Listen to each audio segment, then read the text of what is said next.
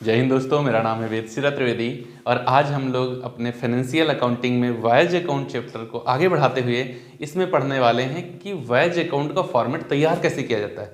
आज का वीडियो बहुत इंपॉर्टेंट है, मन लगा करके समझ लीजिएगा।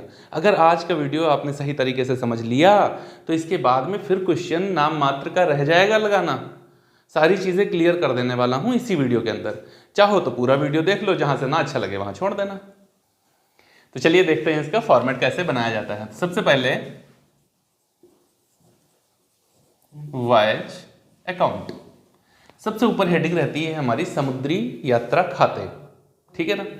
और समुद्री यात्रा खाते तो जहाजरानी कंपनियों की बात कर रहा हूं ना भाई, उनके पास कई एक जहाज होंगे। तो मान लो जिस जहाज की बात कर रहे हैं, जिस जहाज ने ये यात्रा करी और उसका हम अकाउंट बना रहे हैं, उसका नाम लिखेंगे। तो वायज अकाउंट के नीचे क्या लिखेंगे? Name of ship. क्या लिखेंगे वायज अकाउंट के नीचे? Name of ship. Name of ship. मान लो जैसे एसएस जल तरंग, उषा जल तरंग, कुछ भी नाम है, जो भी नाम होगा उसको हम लोग नेम ऑफ शिप के स्थान पर, नेम ऑफ शिप नहीं लिखेंगे वहां पे, नेम ऑफ शिप यहां पर जो जहाज का नाम होगा उसको लिख लेंगे। जैसे एसएस जल तरंग, तो यहां पर लिखेंगे वायज अकाउंट एसएस जल तरंग, ठीक है ना। अच्छा, इसके बाद तो भैया नीचे आएंगे और यहां पर लिखेंगे फ्रॉम और यहां पर लिखेंगे टू। यात्रा कहां से प्रारंभ हुई और कहां को गई। यात्रा कहां से प्रारंभ हुई, कहां के लिए। तो मान लो हमारी यात्रा जो है ये चेन्नई से स्टार्ट हुई है। कहां के लिए? कोलकाता के लिए। तो हम लोग क्या लिखेंगे? From Chennai to Kolkata. फिर क्या होगा? उसके नीचे आएंगे तो लिखेंगे कमेंसमेंट।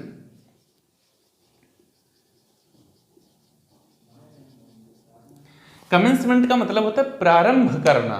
कमेंस मतलब प्रारंभ करना।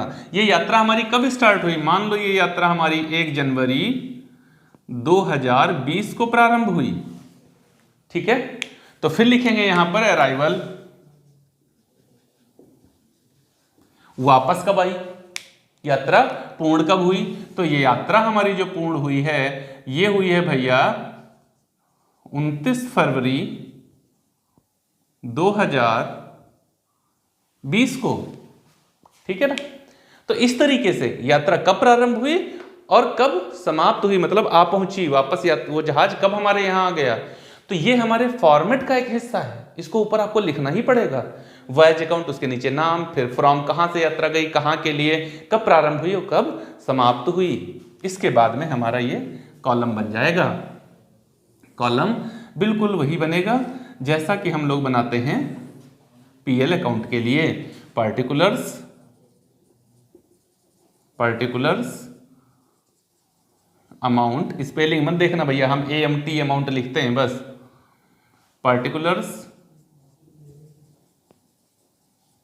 और अमाउंट, ठीक है। आपका मन करे तो इसमें रुपीज का सिंबल भी बना सकते हैं। अब स्टार्ट करते कि अच्छा इसमें लिखा क्या जाएगा। तो हम आपको पिछले वीडियो में बता चुके हैं, सारे खर्चे इधर रहते हैं, सारी इनकम इधर रहती है। सारे खर्चे यहां, सारी इनकम यहां, और बस बन गया हमारा account.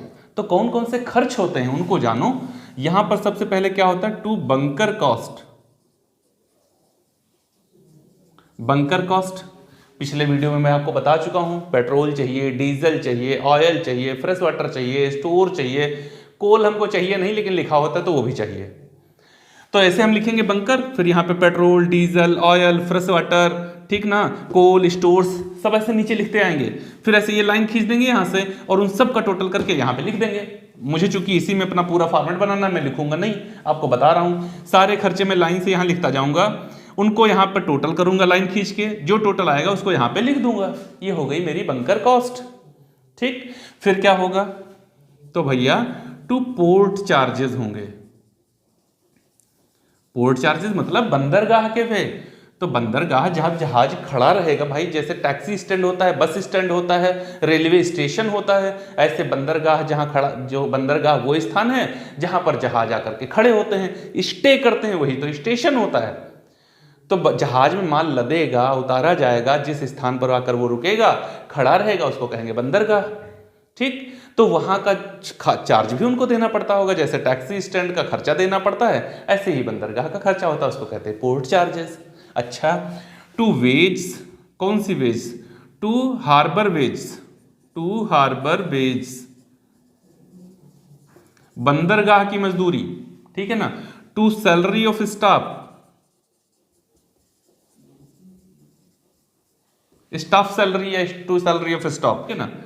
To address commission,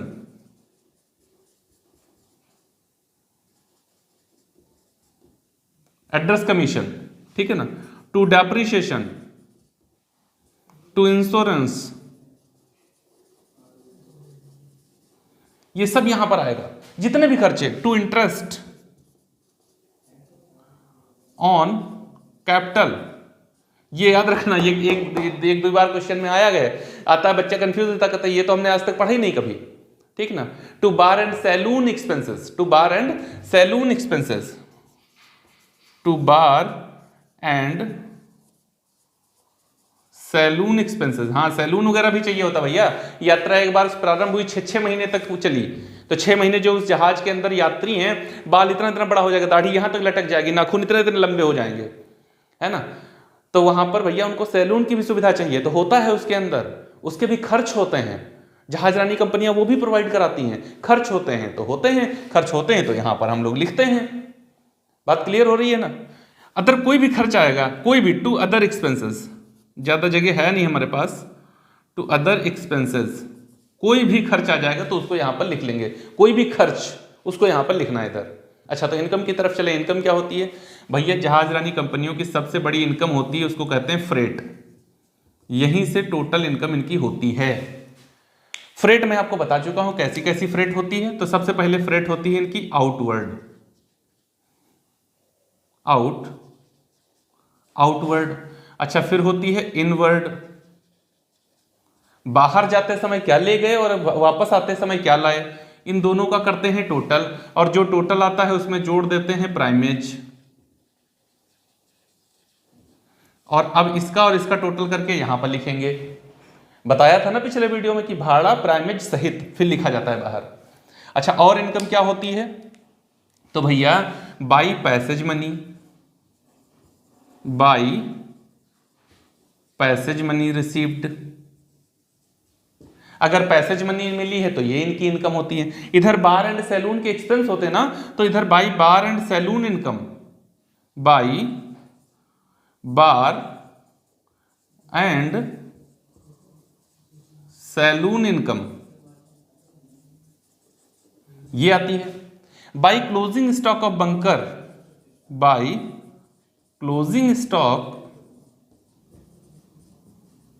of bunker, bunker का क्लोजिंग स्टॉक, बंकर का क्लोजिंग स्टॉक का मतलब है हमने जितना यहां पर पेट्रोल, डीजल, फ्रेश वाटर, कोल स्टोर्स ये सब खरीदा था, उतना नहीं लगा, उसमें से कुछ बच गया, तो खर्च तो मैं सारा यहां पे लिख चुका हूं। मान लो मैंने 2 लाख रुपए का खरीदा था ये बंकर का पूरा मटेरियल, लेकिन 1,60,000 मेरा खर्च हुआ, तो यहां तो मैं पहले ही 2 लाख लिख चुका था। मुझे क्या पता था कि जब 6 महीने बाद हम लौटेंगे तो हमारे 1,60,000 खर्च होंगे, तो क्या काटकर 2 लाख को काटकर फिर 1,60,000 लिखूं? ऐसा तो नहीं करूंगा। तो यहां 2 लाख लिखा, यहां 40,000 लिख दूंगा क्लोजिंग स्टॉक, कुल मिलाकर यहां तो रह जाएगा 1,60,000। बात समझ में आ रही है ना? ठीक है, इतना करने पर हमारा कंप्लीट जर्नी वाला, जो कंप्लीट जर्नी का क्वेश्चन होगा वो इतने पर ही लग जाएगा। लेकिन अगर क्वेश्चन इनकम्प्लीट जर्नी का हुआ, अगर क्वेश्चन इनकम्प्लीट जर्नी का हुआ, तो फिर हम लोग को यहां पर लिखना पड़ता है by voyage in progress, in progress. और इसका कैलकुलेशन कैसे किया जाता है वो जब मैं इनकम्प्लीट जर्नी स्टार्ट करूंगा तब बताऊंगा आपको। अभी आप इतना मानो, इसको हम लोग तभी लिखेंगे जब यात्रा हमारी अपूर्ण होगी तब। अच्छा, अगर वॉयज इन प्रोग्रेस यहां हमको लिखना पड़ा तो डेबिट साइड में भी लिखा जाता है to advance freight, to advance freight, ठीक। और एडवांस फ्रेट कौन होती है? तो जो इनवर्ड फ्रेट होती है विद प्राइमेज, वो एडवांस फ्रेट होती है। अब इसमें कुछ और भी चीजें होती हैं जिनको मैंने नहीं लिखा, वो क्या हो सकती हैं? जैसे स्टीवेडरिंग चार्जेस होता है, जिसको कहते हैं लोडिंग या अनलोडिंग चार्जेस। भाई जहाज में माल चढ़ाया जाएगा, जहाज से माल उतारा जाएगा, उसके भी खर्चे होंगे, तो उसको डेबिट साइड में लिखा जाता है टू स्टीवर्डिंग चार्जेस या loading and unloading charges. To insurance of freight, भाड़े का बीमा कराया तो इंश्योरेंस ऑफ फ्रेट यही डेबिट साइड में आता है। ठीक, इस तरीके से कुछ और भी एक्सपेंसेस हो सकते हैं जिनको मैंने यहाँ पर नहीं लिखा हुआ है, लेकिन आपको बता तो दिया है ना। यहाँ पर भैया हमने क्या लिख दिया, टू अदर एक्सपेंसेस। कोई भी खर्च आए, आपको लगे कि ये खर्च है, बस खर्चा है, तो वाइज अकाउंट के डेबिट साइड में रहना है। लिखते हैं, सारे खर्चे लिखते हैं। ये कोई कॉस्ट अकाउंटिंग थोड़े कि कुछ खर्चों को लिखेंगे कुछ को छोड़ देंगे, यहाँ सारे खर्चों को लिखते हैं। तो अगर खर्च हुआ है तो कहाँ लिखेंगे, वाइज अकाउंट के डेबिट साइड में लिखेंगे। और अगर इनकम हुई है तो कहाँ लिखेंगे, क्रेडिट साइड में लिखेंगे। अच्छा, क्रेडिट का टोटल करेंगे, फिर हम लोग क्या करेंगे, क्रेडिट का टोटल करेंगे, वही क्रेडिट का टोटल डेबिट में लेके आएंगे। क्रेडिट का टोटल बड़ा, डेबिट का टोटल छोटा, तो यहां पर जो मेरा डिफरेंस आएगा उसको हम लोग कहेंगे to net profit. Net profit, इसके जस्ट अपोजिट, अगर मेरा डेबिट का टोटल बड़ा हो गया तो मेरा अंतर आएगा बाई नेट लॉस। और ऐसा करने पर हम लोग ये जान सकेंगे कि इस जहाज रानी कंपनी ने इस जहाज से जो संबंधित यात्रा करी थी इतने महीने की, उसमें उसे प्रॉफिट हुआ या लॉस हुआ। बस यही तो है वाइज अकाउंट। एक जहाज रानी कंपनी जिसका एक निश्चित जहाज इस निश्चित अवधि में एक यात्रा पर निकला था, उस यात्रा पर उसने क्या खर्च किया था, क्या प्राप्त किया था। अब उस निश्चित अवधि के बाद में उसकी प्राप्ति ज़्यादा है खर्चों से तो नेट प्रॉफिट है, उसके खर्चे ज़्यादा हैं प्राप्तियों से तो बाई नेट लॉस है। और इस तरीके से वो जहाज रानी कंपनी इस निश्चित यात्रा पर अपना नेट प्रॉफिट या नेट लॉस कैलकुलेट कर सकेगी। और भैया इसी प्रोसेस को कहते हैं वॉयज अकाउंट, समुद्री यात्रा खाते। उम्मीद है आपने बड़े आराम से इसको समझा होगा। अरे जैसा समझे हो तो हमको भी बताया करो ना भाई कि आपको ये मटेरियल कैसा लगा। आपकी प्रतिक्रियाएं हमारे लिए बहुत महत्वपूर्ण हैं। यदि आपको ये वीडियो अच्छा लगा तो इसे लाइक करें, अपने दोस्तों के साथ साझा करें। अपना स्नेह देने के लिए और वीडियो को पूरा देखने के लिए आप सभी का बहुत बहुत धन्यवाद। जय हिंद दोस्तों।